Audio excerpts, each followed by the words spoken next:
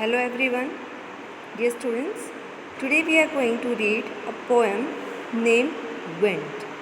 It was composed by Subramanya Bharati and in Tamil, but it was translated in English by A.K. Ramanujan.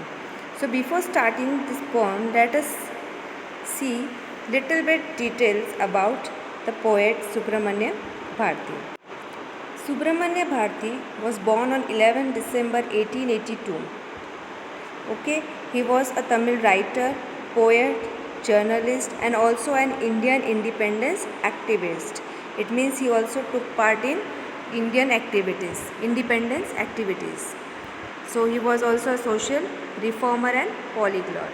He was also known by the name of Mahakavi Bharati. Mahakavi means great poet. So he was famous for model Tamil poetry. His numerous work included fiery songs, kindling patriotism during the Indian independence movement. It means he worked as an Indian reformer, also fought for the emancipation of women.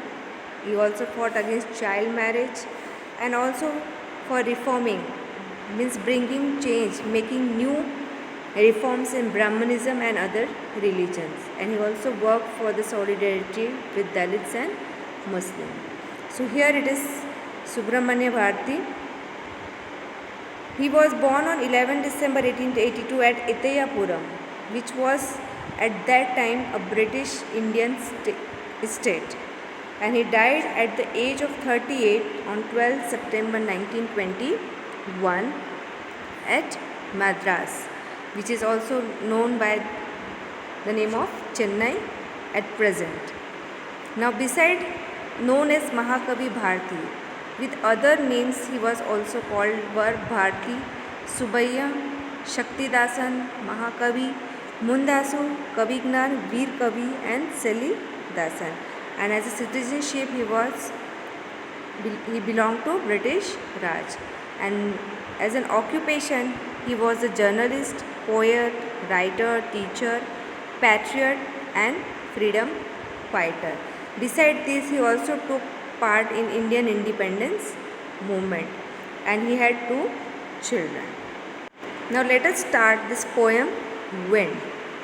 Now here this poem Wind, basically in this poem the poet described the power of wind.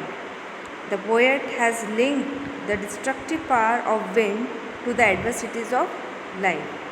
He says that we should face the challenges of our life bravely and courageously. Means हमारे life में कुछ भी problem या कोई भी challenges आती है वो विंड की तरह होती है. अगर आप कमज़ोर हो तो उन चैलेंजेस को आप बर्दाश्त नहीं कर पाते हो, सहन नहीं कर पाते हो. You don't have patience, you don't have power to tolerate those adversities, those problems and challenges of life. So what will happen? क्या होगा उसका रिज़ल्ट? आप टूट जाते हैं, है ना, अपने आप को इस काबिल नहीं बना पाते कि आप लाइफ की प्रॉब्लम्स को फेस कर सके. तो यहाँ पर विंड जो है वो हमारी लाइफ की प्रॉब्लम्स है, चैलेंजेस है, एडवर्सिटीज़ है, और आपको उस विंड के साथ, उसकी तेज़ हवा के साथ बहना नहीं है. ठीक है, हमको विथ स्ट्रॉन्ग होकर विथस्टूड होना है, खड़ा होना है. We should emerge out of this adversities of life. So he said that we should face the challenges of life bravely and courageously. So he had used wind as a symbol of power and strength over here. And he says that wind has such a big capacity of destroying all the things which are weak. So if you want to emerge out of these things, what we have to do? We should be strong physically, mentally, okay, with mind and body, and make friendship with the strong wind. It means to be friend with the challenges of life. आपकी life में जो भी challenges या problems आती है उसको खुशी खुशी एक्सेप्ट करें तो उनको फेस करना बहुत ईजी होगा. Okay, now let us move further. The wind blows strongly and causes a lot of destruction. Now how can we make friend with it? Let's start. Wind come softly. Now here in this poem the poet is talking to the wind. Okay, यहाँ पर जो poet है वो wind से request कर रहा है, बात करता है. He is conversing with the poem. He says, wind come softly, don't break the shutters of the windows, don't scatter the papers, don't throw down the books on the shelf. So first he is saying, requesting the wind, insisting the wind to come softly. वो wind से कहता है कि बहुत softly यानी धीरे से आओ, धीरे धीरे बहो, जोर से नहीं. Don't break the shutters of the windows, windows के जो दरवाजे होते हैं शटर्स, तो he is saying the wind not to break the shutters of the window. Don't scatter the papers, scatter यानी बिखेरना. तो वो कहता है कि विंड को कि डोंट स्कैटर द पेपर्स, को मत बिखेरो क्योंकि तेज़ हवा बहती है तो पेपर होते हैं, चाहे जो भी हो हल्की चीज़ें, जो वीक चीज़ें होती है वो हवा की वजह से इधर उधर बिखर जाती है, उड़ जाती है. Don't throw down the books on the shelf, जो शेल्फ पर बुक्स रखी हुई है उनको नीचे मत फेंको. There look what you did, you threw them all down, देखो तुम्हारे ज़ोर से बहने की वजह से क्या हुआ है, सारी बुक्स नीचे गिर गई है. You tore the pages of the books, books के पेजेस फट गए हैं. और यू ब्रॉट रेन अगेन, और तुमने क्या लेकर आए हो, बारिश. ओके, यानी फिर से ये बारिश ले आई है. You are very clever at poking fun at weaklings. Poking fun at weak, frail मतलब पोकिंग फन एट वीकलिंग्स यानी किसी का मजाक उड़ाना. वीकलिंग्स मतलब जो कमज़ोर होते हैं.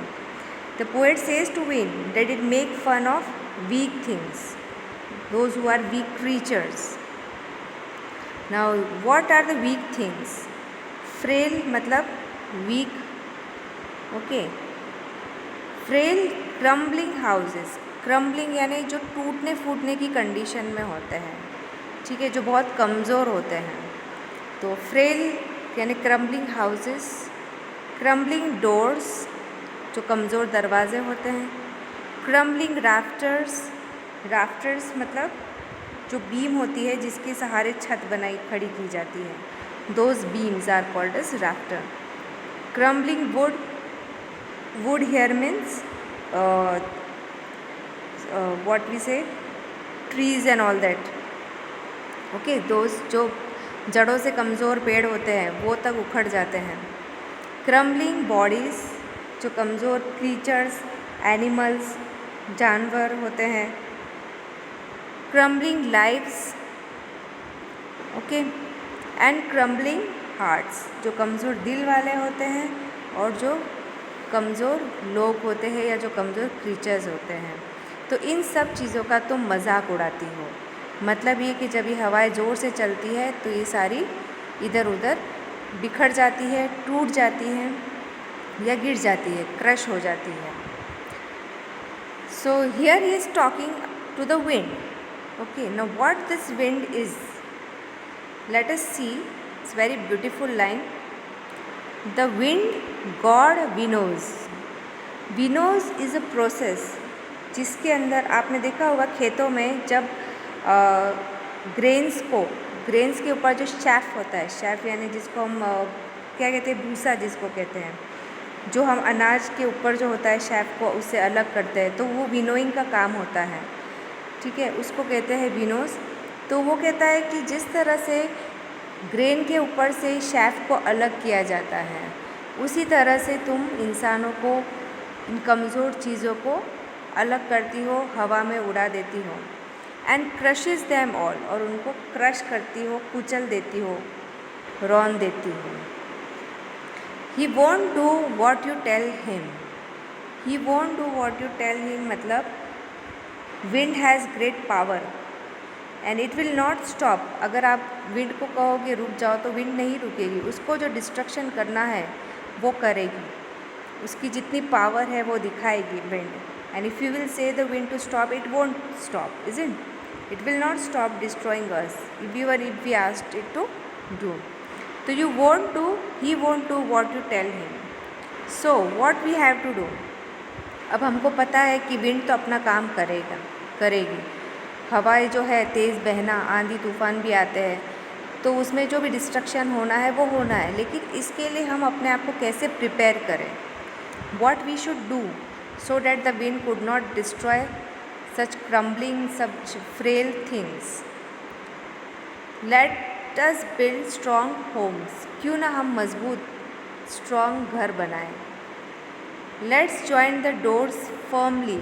दरवाज़ों को स्ट्रॉन्ग और मजबूती के साथ बंद करें ताकि हवा अंदर ना आए, ना ही ये चीज़ें इधर उधर बिखरें. Practise to form the body. और अपने आप को, अपनी बॉडी को फिज़िकली भी इतना स्ट्रॉन्ग बनाए कि तेज़ हवा भी हमें नहीं उड़ा सके, है ना. तो practice to form the body. Form means strong. Make the heart steadfast. और अपने हार्ट को भी स्ट्रॉन्ग बनाएं. ठीक है. यानी यहाँ पर पोएट ये कहना चाहता है कि विंड को अगर आप कहोगे कि रुक जाओ तो वो नहीं रुकेगी. इसका मतलब ये है कि अगर आप कहो कि मेरी लाइफ में प्रॉब्लम्स नहीं आनी चाहिए, मेरे लाइफ में मेरे सामने कोई चैलेंज नहीं आना चाहिए, कोई एडवर्सिटीज़, किसी चीज़ की कमी नहीं आनी चाहिए, तो ये पॉसिबल नहीं है. It is said that challenges, problems are the part of our life. ये हमारी लाइफ का एक हिस्सा है जो हमको एक्सेप्ट करना है और उसको अपनी लाइफ का हिस्सा बनाकर चलना है ना. अपने आप को मेंटली स्ट्रॉन्ग करना है, प्रिपेयर करना है कि हम अपनी लाइफ में कितनी भी बड़ी मुसीबत आ जाए हम पीछे नहीं हटेंगे, उसको फेस करेंगे, क्योंकि हमको पता है कि ये चीज़ें तो हमारी लाइफ में आनी ही हैं. तो क्यों इनसे भागें, क्यों ना इनको हम फेस करें. So what we have to do? We have to keep ourselves physically and mentally strong. Do this and the wind will be friend with us. अगर हम ये चीज़ें करते हैं, if we make ourselves strong, okay, and steadfast, तो what will happen? The wind will be friends with us. यानी जो ये हवाएं हैं ये हमारी दोस्त बन जाएगी, यानी कि इन विंड का हमारी ऊपर कोई असर नहीं होगा. The wind blows out weak fires. He makes strong fires roar and flourish. His friendship is good. We praise him every day. Now see, the wind blows out weak fires.